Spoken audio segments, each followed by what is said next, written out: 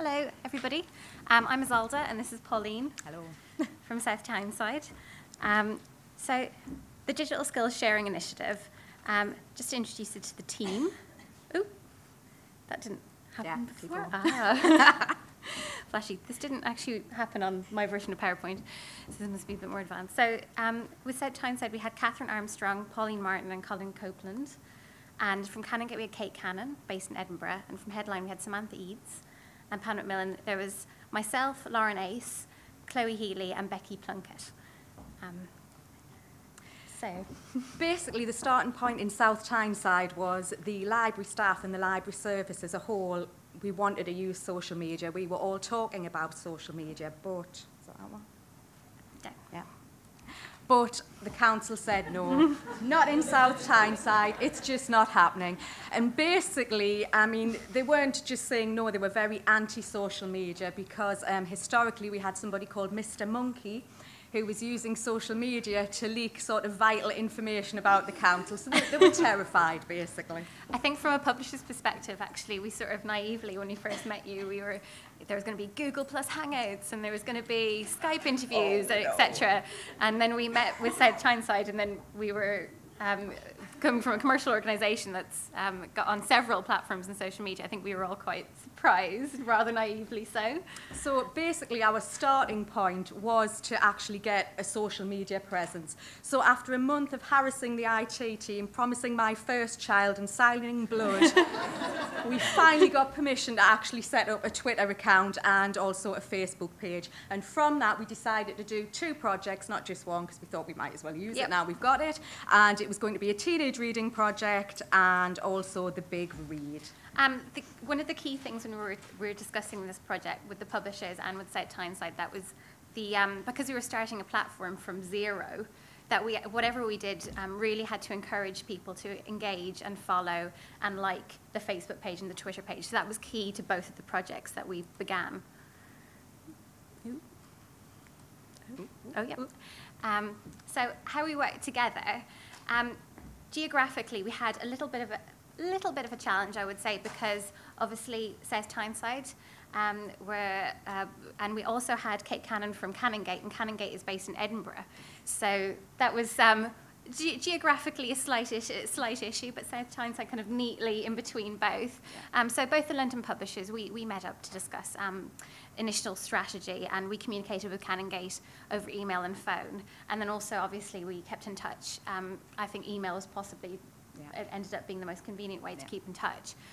So once the tactics were actually agreed upon, these are actioned by both the publishers and South Tyneside libraries together, but I have to say South Tyneside did a fantastic job at getting the campaign and the strategy really progressing.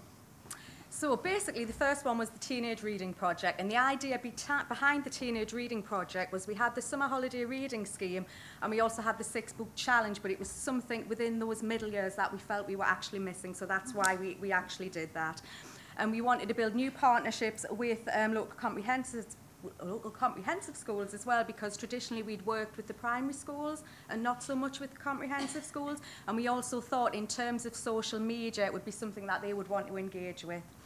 It was also so we could showcase titles of specific books from the publishers, of authors that they wanted to promote, and so we could create our sort of buzz around Facebook and Twitter.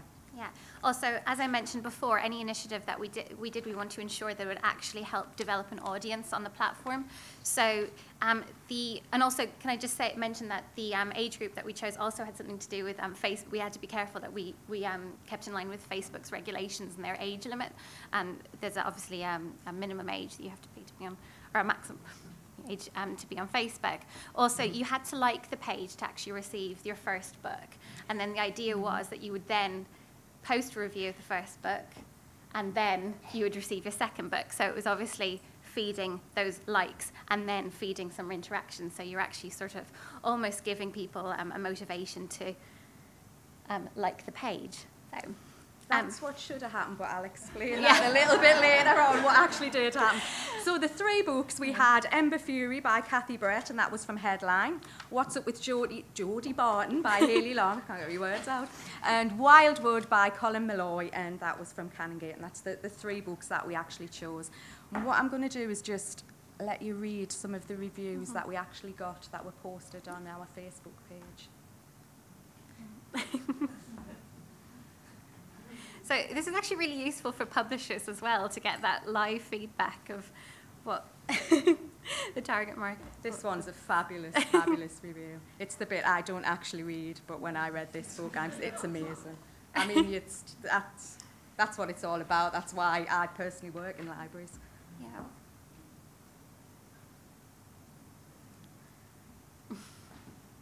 And what we did with the books as well, we did Wildwood for the first month, and then we did Amber Fury, and then What's Up with Jodie Barton. And we're still actually working with the schools on What's Up with Jodie Barton, because the time sort of did slip as we got into Christmas and various other things. And publisher always likes to see that. Recommended this book to several friends. So it's a brand ambassador there for What's Up with Jodie Barton. And that's just off the Facebook. And what else we did is we had supplementary competitions running alongside this. So one of the competitions was to design an animal that you'd like to see in Wildwood. And the young people were actually sort of downloading their pictures onto Facebook, and that's one of those. And another one is the competition that was run by Headline, which was a poster review, and you could win a £25 gift voucher as well. Not for H&V, hopefully. So it was really great to see the teacher feedback as well from the comprehensive that you worked with, because I really felt that you could see how inspired they were by the initiative, and how much hard work that Pauline had done with the skills. So the challenges were, we thought the library service had problems with social media, but of course the schools did as well. And although the idea was they were reading books sort of is leisure reading, they were also using them within class sometimes as well, but the schools couldn't actually let them post on social media within school time. And what was happening as well in terms of getting likes for the Facebook page, the young people were a bit wary of liking under their own name. So what tended to happen was I was going in and we were logging on under Young People South Tyneside, and they were inputting their sort of reviews as I was there. So it didn't quite happen that you had to like the page in order to get the next book, unfortunately. Yeah. And one of our major challenges was conflicting priorities. And I think in terms of the schools, it was with Ofsted. All 3 schools had an Ofsted visit within the last 3 months. So obviously when that happens, it tends to sort of take over and everything else gets pushed by the by. In terms of publishers, it was conflicting priorities, and if author tours or other things came along.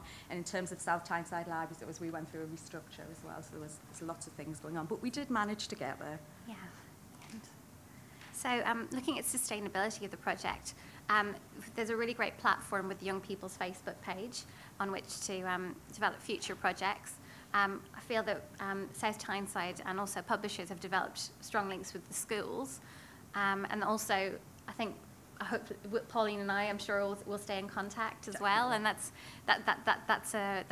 I think also for me personally, and I'm sure for anybody else on the team, it was really vital to realise how important it was to have strong links with libraries, especially for the next project we'll talk about as well. Yeah. And yeah, I think. So the young people in South Tyneside as well were introduced to new authors that they wouldn't have necessarily picked up, and I'm looking forward to more books by Hayley Long. So obviously she's got a new follower, Definitely, lots of new followers. Great. We're also going to be part of the Digital Reading Club programme, which came off the back of this project. And this project sort of started before the big read, so it helped us develop our social media strategy a little bit. Mm-hmm. And then we went on to our second project, which was the Big Borough Read.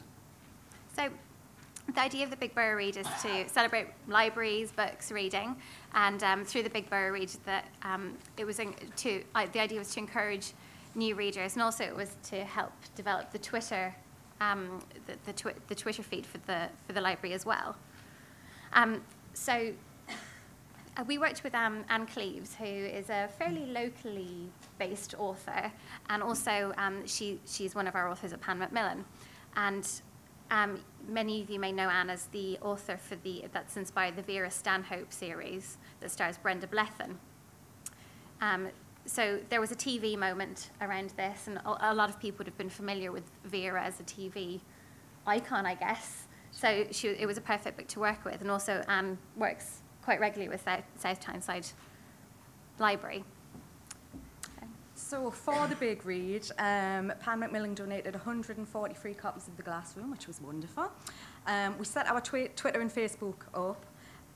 Tended to be the Twitter that took off and the Facebook not so much, so we've concentrated more on the Twitter.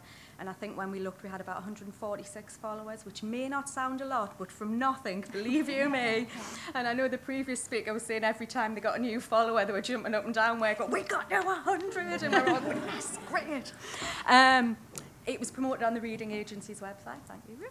And Anne Cleeves was involved from day one. Anne is a great advocate for libraries. She's just a wonderful, wonderful person. And without her support, this wouldn't have been as successful as it actually was.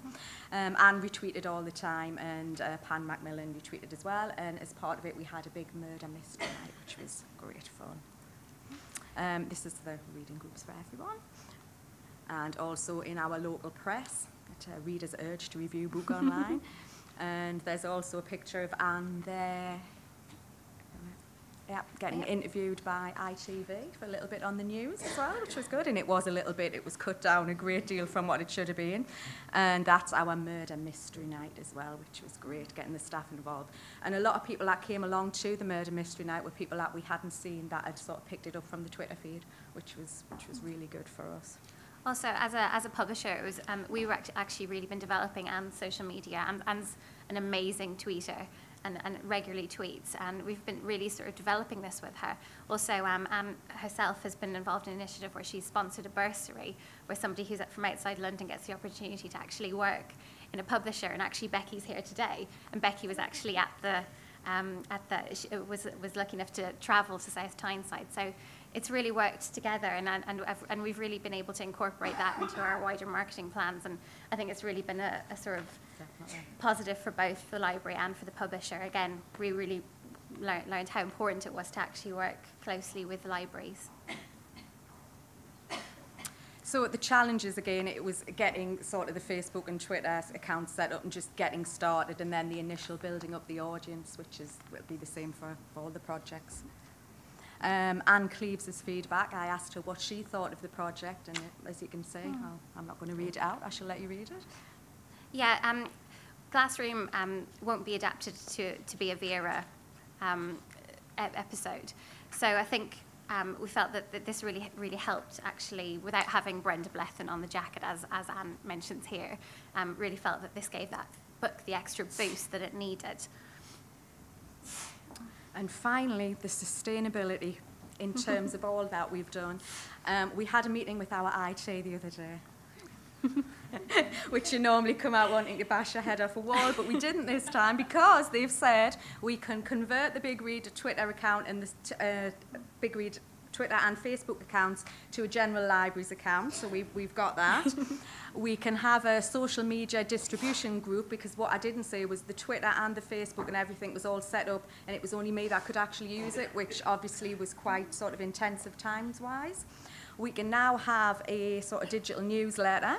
We can use Hootsuite, and we can, we're going to get training on how to use it. We can have a content management system training for all of our digital media as well. And we're going to have somebody that's actually responsible for all the web content as well. So from nothing, I think we've came quite away with that. Also, we as a publisher are actually working with Anne and with the reading agency, and we're looking at actually having the idea of a murder mystery night that libraries can actually put on, and we're creating a pack, a downloadable pack that will be launched soon. So that's really exciting, and that came off the back of seeing how well it went in South Tyneside. So hopefully that'll be something that we'll be seeing in libraries across the one day across the UK. So. And we're continuing to work with Headline as well, because Kathy Brett's actually going to come to South Tyneside on her next author tour to come and visit some of the young people that we're posting about her book. So, thank you. And that is everything. Thank you. Thank you.